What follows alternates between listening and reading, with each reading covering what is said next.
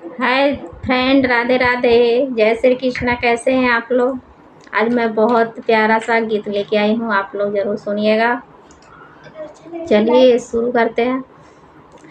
जो हम जनती पिया जय बजे विदेशवा, जो हम जनती पिया जय बजे विदेशवा, चोराई हो लेती ना हो, चोराई हो लेती ना, तो हर बीजा पास फोटावा, चोराई हो लेती ना, तो हर बीजा पास फोटावा, चोराई हो लेती ना।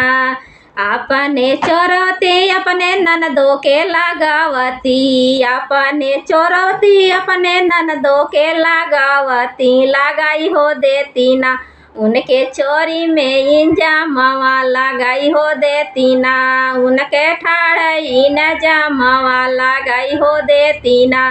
जो हम जनती पिया जय बजे विदेशवा, चोराई हो लेती ना, हे चोराई हो लेती ना, तो हर बीजा पास फोटावा, चोराई हो लेती ना, तो हर बीजा पास फोटावा, चोराई हो लेती ना।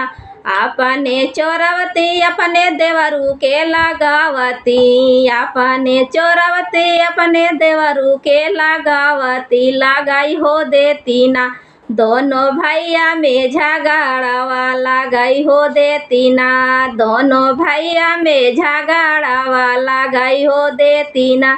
जो हम जनती सैया जई विदेशवा, जो हम जनती पिया जई बजे विदेशवा, चोराई हो लेती ना हो, चोराई हो लेती ना, तो हर बीजा पास फोटावा, चोराई हो लेती ना, तो हर बीजा पास फोटावा, चोराई हो लेती ना।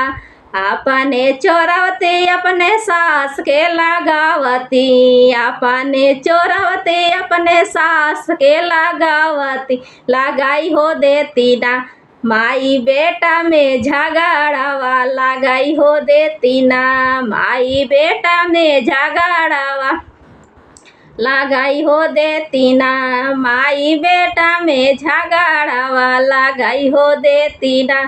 जो हम जनती पिया जय बजे विदेशवा, जय बजे विदेशवा हो, जय बजे विदेशवा, चोराई हो लेती ना, हे चोराई हो लेती ना, तो हर बीजा पास फोटावा, चोराई हो लेती ना, तो हर बीजा पास फोटावा, चोराई हो लेती ना।